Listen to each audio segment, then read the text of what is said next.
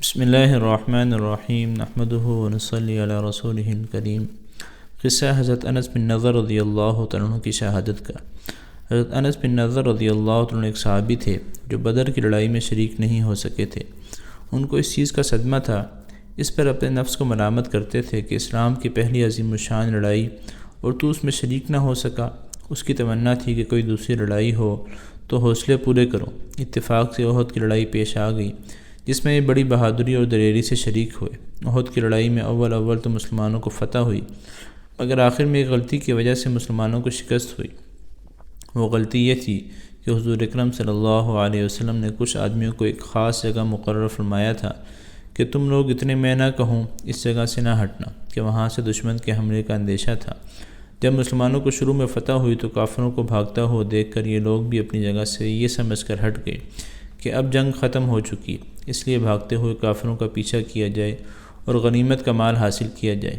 اس جماعت کے سردار نے منع بھی کیا کہ حضور صلی اللہ علیہ وسلم کی ممانعت تھی، تم یہاں سے نہ ہٹو، مگر ان لوگوں نے یہ سمجھ کر کہ حضور صلی اللہ علیہ وسلم کا ارشاد صرف لڑائی کے وقت کے واسطے تھا، وہاں سے ہٹ کر میدان میں پہنچ گئے۔ بھاگتے ہوئے کافروں نے اس جگہ کو خالی دیکھ کر اس طرف آ کر حملہ کر دیا۔ مسلمان بے فکر تھے، اس اچانک بے خبری کے حملے سے مغلوب ہو گئے اور دونوں طرف سے کافروں کے بیچ میں آ گئے، جس کی وجہ سے ادھر ادھر پریشان بھاگ رہے تھے۔ حضرت انس رضی اللہ عنہ نے دیکھا کہ سامنے سے ایک دوسرے صحابی حضرت سعد بن معاذ رضی اللہ عنہ آ رہے ہیں۔ ان سے کہا کہ اے سعد، کہاں جا رہے ہو؟ خدا کی قسم، جنت کی خوشبو احد کے پہاڑ سے آ رہی ہے۔ یہ کہہ کر تلوار تو ہاتھ میں تھی ہی، کافروں کے ہجوم میں گھس گئے اور اتنے شہید نہیں ہوئے واپس نہیں ہوئے۔ شہادت کے بعد ان کے بدن کو دیکھا گیا تو چھلنی ہو گیا تھا۔ 80 سے زیادہ زخم تیر اور تلوار کے بدن پر تھے۔ ان کی بہن نے انگلیوں کے پوروں سے ان کو پہچانا۔